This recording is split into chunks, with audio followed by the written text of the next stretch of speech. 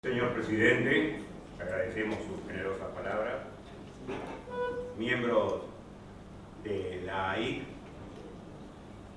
directa Vicky, que ha tenido la decisión de hacerme subir acá con el riesgo que esto supone. Académico Rolando Costa Picasso, señores intérpretes, gente como uno.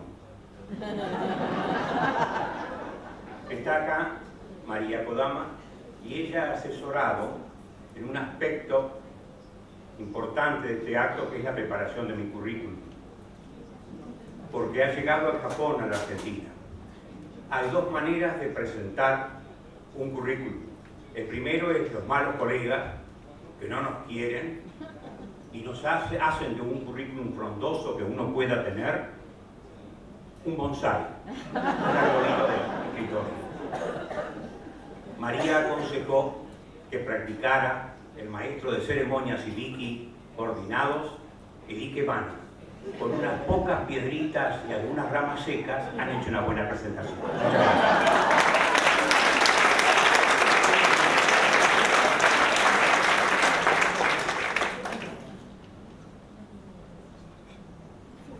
Lo primero es un desafío, claro, el no aceptar la expresión PowerPoint, sino directamente tomarla como alias de presentación electrónica. Este es el título de mi exposición. Creo que es necesario, tal vez, esclarecer el alcance del adjetivo, que es un latinismo puro, que acompaña a lo del español. El hombre frente al futuro tiene tres dimensiones: el futuro pleno, que es incognoscible. Edipo trató de conocerlo y lo castigaron los dioses por esto. Le está vedado al hombre saber el futuro. Lo segundo es el porvenir, que es un futuro más próximo, pero al cual tampoco tenemos acceso. Y lo tercero es lo adveniente, que es un futuro que está insinuado en el presente, a través de rasgos, a través de avances, y que los buenos intérpretes son semiólogos de esas señales y pueden advertir qué es lo que se está instalando entre nosotros. Por ejemplo, es parte del español adveniente la creciente presencia de esta lengua en Estados Unidos. Hace 50 años se dijo que iba a instalarse hasta los 50 millones, y ahora se ha cumplido en el mes de noviembre 50 millones de hispanohablantes en Norteamérica, que han convertido a esta nación en la segunda nación de caudal de hispanohablantes después de México, con esos 50 millones. Es adveniente decir que la televisión es arrasadora de diferencias, de regionalismos y aún de fonéticas peculiares y regionales, y efectivamente en nuestro país, esto por lo menos, y en otros países, está ocurriendo una fuerza unificadora porteña que va imponiéndose gradualmente en toda la realidad del idioma. Cuando yo era muchacho, así a un siglo y pico de esto, no conocíamos lo que ustedes habrán oído llamar lunfardo, o sea, palabras muy asociadas al tango, y felicito a la creadora del logo. No conocíamos esto en el año 1945, pero la radio y después la televisión impusieron de tal manera el lunfardo que hoy es moneda corriente el manejarnos con esto. Este es el poder impositivo que tienen los medios con las realidades de la lengua.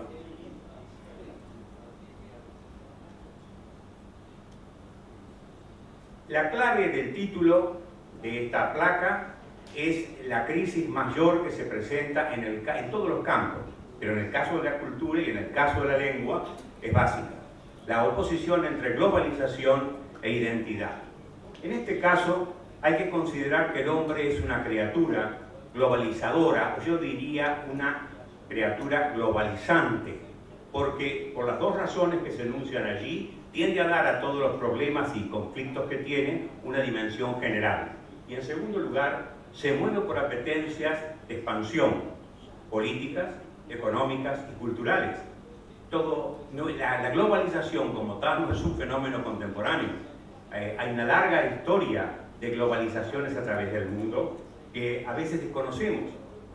Por ejemplo, el caso de, para que no se entretengan con esto, el caso de Alejandro Magno expandió su poder político sobre la Hélade e impuso una lengua que es la koiné, de expresión que hoy se usa para indicar una lengua común que anula las diferencias regionales de los dialectos. Y precisamente él es el creador de esta forma de avance lingüístico que acompaña a la expansión política. Vamos a el otro ángulo del mundo, a los incas y Tahuantinsuyo. Cuando los incas expanden su imperio para todas partes en América, imponen el quechua, que no es una lengua común, no era lengua común, sino que había cerca de 50 dialectos para unificar el poder. De modo que estos intentos indican ya claramente la entraña globalizante, globalizadora del hombre. Yo distinguiría aquí dos planos. El primero es una lengua universal, que es una lengua artificial, el caso de, ustedes ven allí, del Espoquil, del Volapük, que tiene un magnífico alfabeto fonético, y del Esperanto, que es la lengua que más trascendencia ha tenido de las artificiales y que de vez en cuando vuelve a salir en la UNESCO como una propuesta concreta de lengua universal. Cuando yo era muchacho, ya se nota que el señor Alzheimer me está visitando porque me acuerdo más de lo cuando era muchacho de lo presente. En un lugar perdido de provincia llegó un plantel de docentes que nos entusiasmaron con el Esperanto, diciéndonos que íbamos a andar por todo el mundo haciéndonos entender con competencia lingüística. Eso no lo entendíamos qué era, pero lo decían sin dificultad. Cuando me tocó bajar en Alemania me di cuenta de la inutilidad del Esperanto. Lo único que yo recuerdo del Esperanto es el comienzo de nuestro Martín Fierro. Mi comenzas canti nun con la ritmo de la guitarra. Más de 200 lenguas artificiales ha registrado eco en los intentos que el hombre tiene de dotar a la humanidad de una panglosa, ¿verdad? Porque los cosmopolitas, los estoicos, que eran cosmopolitas, habitantes del mundo, no dispusieron de una cosmoglosa para poder expandirse. En la propuesta, la búsqueda de lenguajes artificiales universales es permanente. Otra cosa es, en cambio, es la lengua universalizada, una lengua real, no artificial, una lengua real que comienza a crecer y expandirse gradualmente hasta llegar a tener una dimensión casi universal o universal. Aquí tenemos estas lenguas universalizadas. Uno a veces se equivoca en este concepto, cree que la cantidad de hablantes hace la universalidad de una lengua. Vean que el caso del hindi y del chino no tienen expansión, no salen de sus ámbitos geográficos. Las dos lenguas que en este momento tienen mayor expansión, con una dinámica muy fuerte, son el inglés y el español. Son las de mayor trascendencia en esta exposición. El inglés va ayudado porque se asocia con lo que mal se llama una cultura global. No existe ninguna cultura global porque la cultura global debería ser la síntesis de las mejores manifestaciones de todas las culturas del mundo. Eso no existe. Lo que existe asociado al inglés es una cultura globalizada, una natural cultura norteamericana que se va expandiendo apoyado en la lengua inglesa. La lengua inglesa tiene en sí, yo diría, para utilizar un poquito de latín y hacer creer a los presentes que uno conoce esta lengua perdida, una libido principiante, es decir, una capacidad de dominio. Y esto lo logra por dos vías. Por un lugar, por el prestigio, y en segundo lugar, por la política. Pues bien, no es en realidad lo que auspicia el inglés una cultura global, sino una cultura globalizada.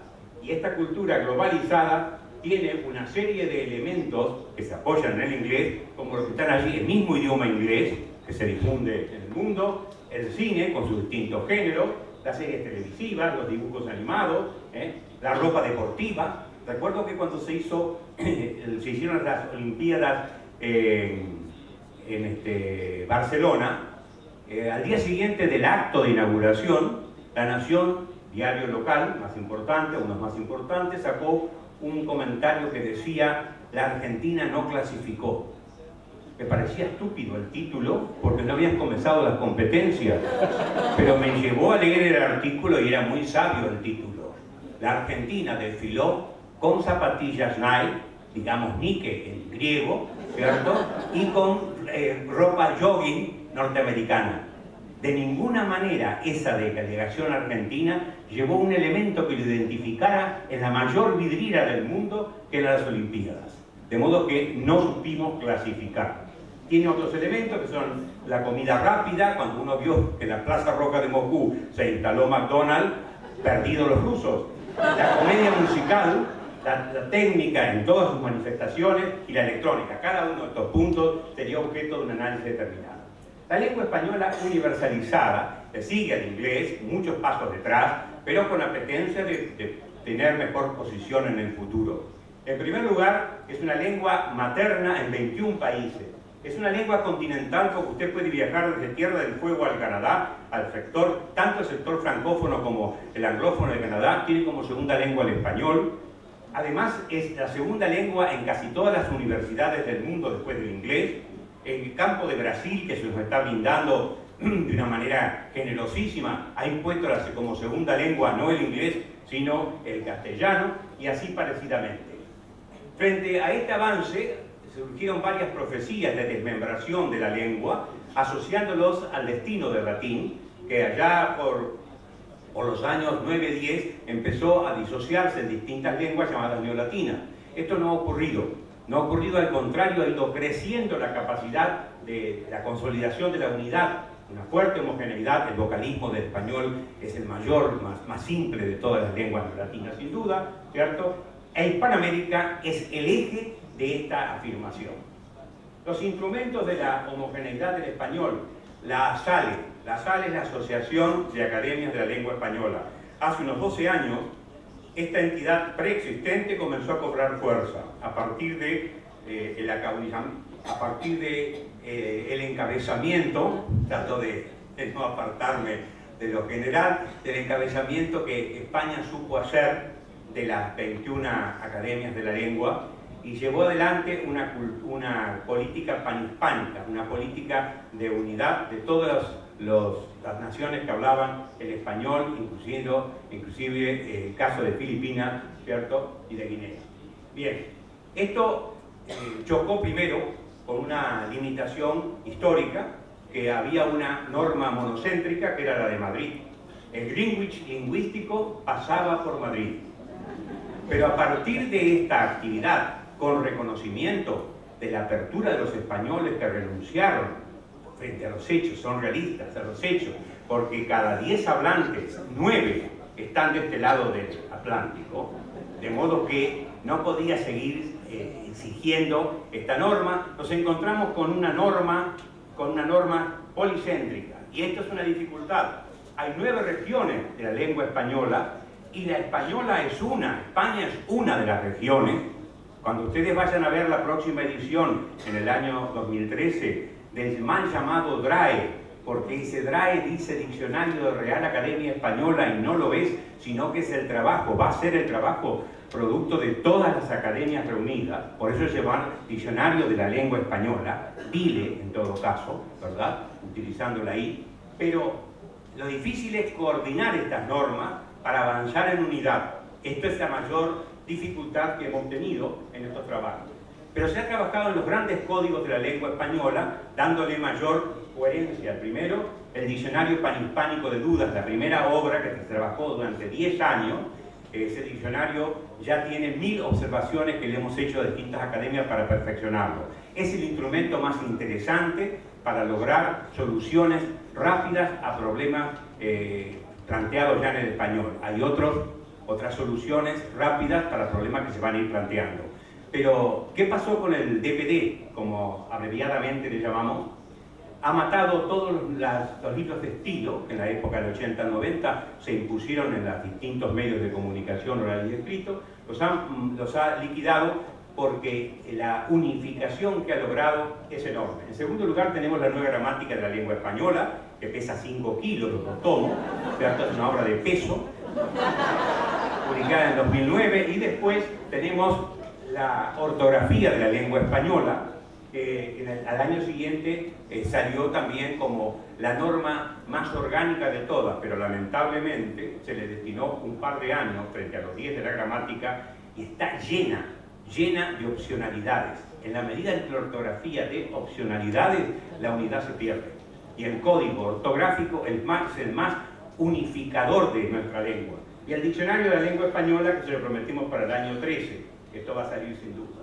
Hay instrumentos menores, como la abreviación de la gramática y la ortografía, que ya están publicados en tomos pequeños, en los manuales que se van difundiendo, los diccionarios.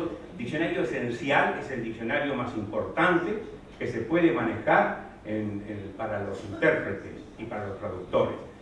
Ha tenido mi recomendación a Rolando, tuvo el beneplácito de decir que era resultado útil. Dejen de lado el diccionario grande, vayan al diccionario esencial, que es el diccionario más moderno que actualmente se tiene en español. No se lo conoce casi, no se lo ha difundido. Ese diccionario de un solo tomo es actualísimo. En segundo lugar, el diccionario práctico del estudiante. Vamos difundiendo en toda Hispanoamérica un conjunto de reglas y disposiciones que dan unidad de la lengua. Y después el diccionario de primaria, en que todavía no hemos empezado a trabajar, pero se va a dar sin duda. Este es el diccionario de la lengua española, para los que quieran tener una visión de etapa.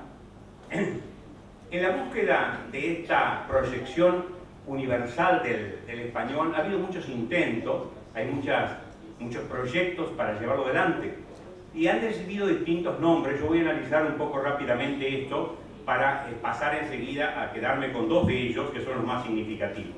En primer lugar, hay que entender que lo que se llama español latino no existe. No existe un español sajón, ni un español teutón, ni eslavo. La designación es errada. Ahora, si con latino se quiso decir latinoamericano, sí, se cayó en un nuevo error. El error que ha impuesto, no voy a meterme con el señor presidente, pero las ciencias sociales francesas han impuesto el nombre de Latinoamérica sobre Hispanoamérica, porque entonces hacen a Hispanoamérica hija del abuelo, es decir, del latín, y no de España, que es la madre de la lengua. Latinoamérica comprende a todas las naciones que hablan lenguas neolatinas, es decir, además de las lenguas de las naciones en español, va Brasil, pero también va Haití, que habla francés, la Guayana, que habla francés, y indudablemente el sector francófono de Canadá. ¿Se piensa en esto cuando se dice Latinoamérica? ¿Verdad que no? Entonces debemos tomar la acepción correcta, o la denominación correcta, que es Hispanoamérica. Hispanoamérica es el conjunto de naciones que hablan español. Si le sumamos Brasil, tenemos Iberoamérica, las dos lenguas de la península. La segunda es español acultural, otra deformación. Antropológicamente, la aculturación es el contacto de culturas. No significa acá privación, sino el contacto de culturas que tiene 4 manifestaciones básicas, que sería motivo de otra exposición. Pero la aculturación es entonces contacto de cultura, no arrasamiento por una presencia del resto.